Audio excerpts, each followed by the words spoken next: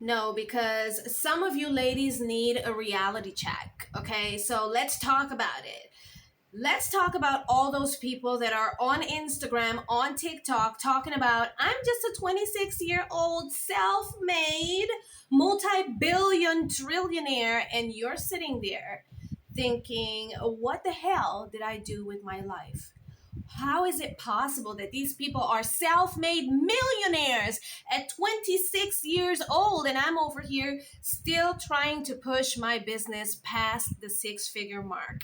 Listen, first of all, 90% of those girls are just purely gaslighting you. Let's just get it out of the way, okay? Let me tell you why I know this and why you can believe me and just rest in calmness, sister, that you are on the right track, okay? First of all, as a part of my company, I service entrepreneur women in all industries, in all countries. Okay, some of my clients are from the US.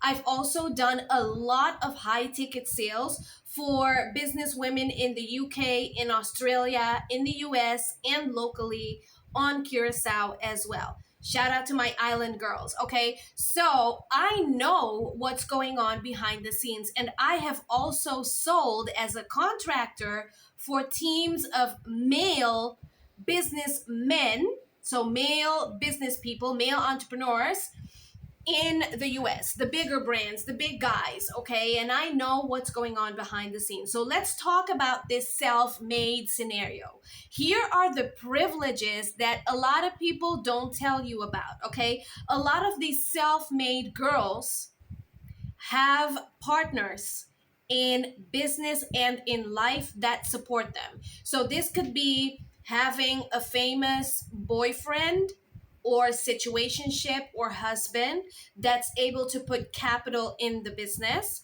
or having a behind the scenes, nobody knows about it, sugar daddy boyfriend situation happening, especially if these girls have a little bit of the beauty privilege, pretty privilege going on. You know what I'm talking about, right?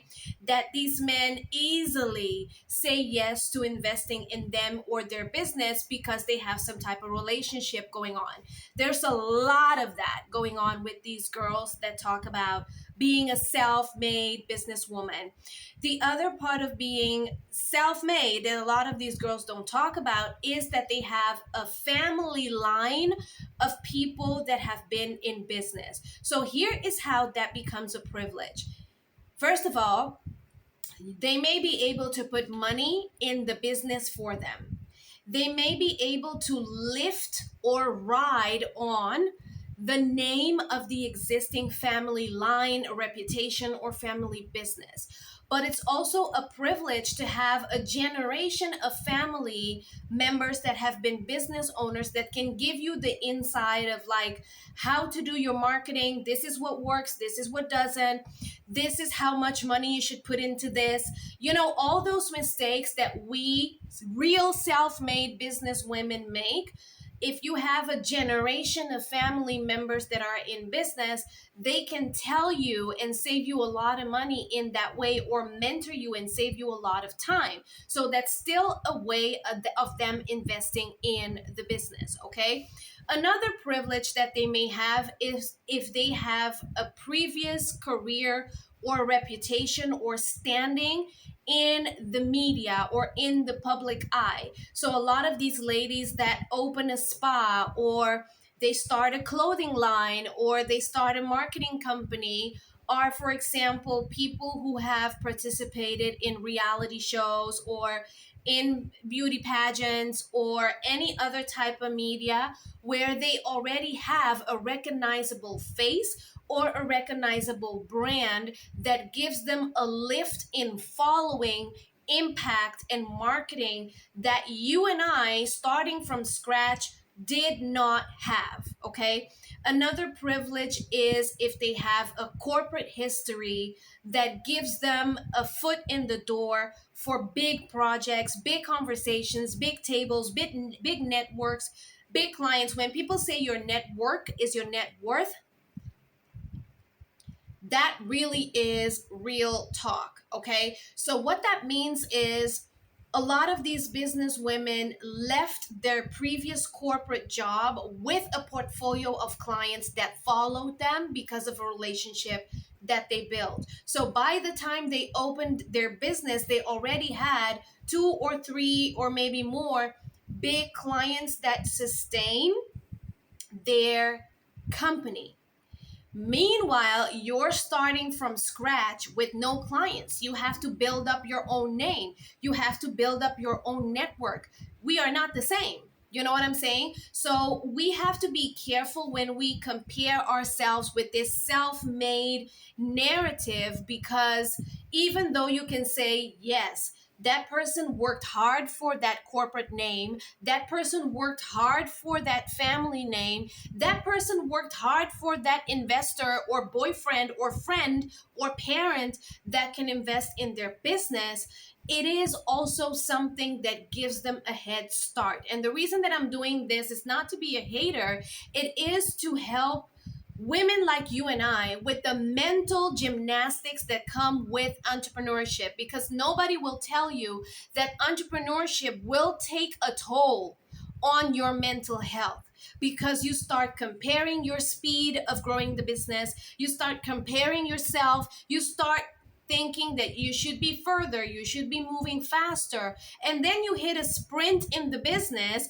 only for something detrimental to happen, like a huge client canceling all of a sudden, or maybe there's a debt that you didn't know about because somebody mismanaged your financial books, and now here you are with the huge setback, or somebody that's important in your team quits their job and now you fall behind and clients are pissed at you. I mean, these things happen. So when somebody says they are self-made, and my best friend and I have this joke going around that we keep files on people that we admire that turned out to be, they're not really what they pretend to be.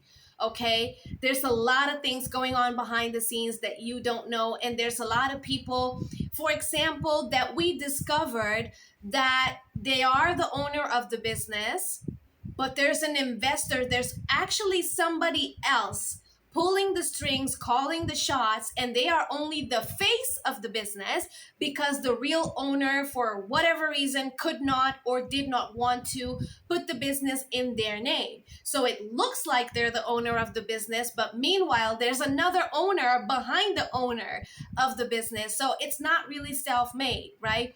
When we looked at Kylie Jenner become the first billionaire because she sold her line or part of her brand to, I think it was some huge cosmetics company. I can't even remember who it was. We have to remember that she does have years of media exposure from the family being on the reality show that impacts how many followers she has launching the brand. It's a numbers game. How known she is, how easily she can get her foot in the door, and she has free advertising from media, right? So we have to remember these things and just take it with a grain of salt when people say they are self-made, okay? Now, on the other hand, I also want to talk about the people who are unfairly judged because they are not self-made. So this is the situation where we flip the script, and this part is for the girl who, for example, has a family name that's already known in business, and now they have to prove themselves extra hard because they come from that lineage, right? So to give you an example, my mom has a legacy in the financial industry. She has worked in the banking industry at the same bank for 45 years, actually 45 plus years. So if I were to pursue a career at that bank, sorry, I'm reading a message. I'm reading a message. Anyway, at that bank, if I were to pursue a career at that bank, then people would say, oh, it's because she is the daughter of such and such. oh, she only got the opportunity because her mom, this and that, right? So you have that as well. You have people who, for example, have the pretty privilege. They're gorgeous. I love working with gorgeous, beautiful women. So I know what it is to have people judge you because you have a certain type of look. And they are going to say that the only reason you got a chance to pitch yourself, the only reason you got your foot in the door is because of this pretty, gorgeous, pretty privilege that you have. Okay, so what do you do when you want to be recognized as self-made in a situation like that? Because that foot in the door can be something that works against you as well, because you have to work extra hard to prove that despite having been on television, you worked hard for what you have. Despite being the daughter of such and such, you worked hard for what you have. Despite having this gorgeous way that you look, you have worked hard for what you have.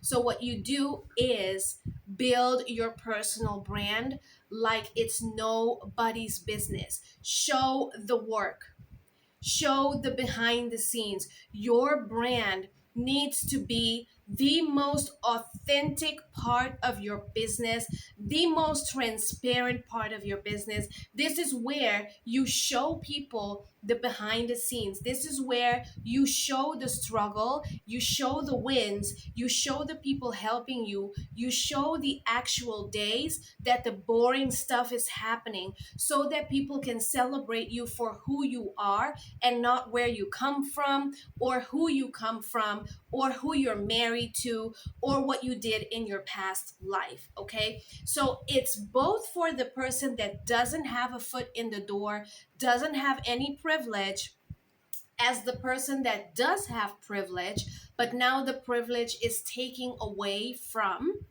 what you're building. You need to build your personal brand.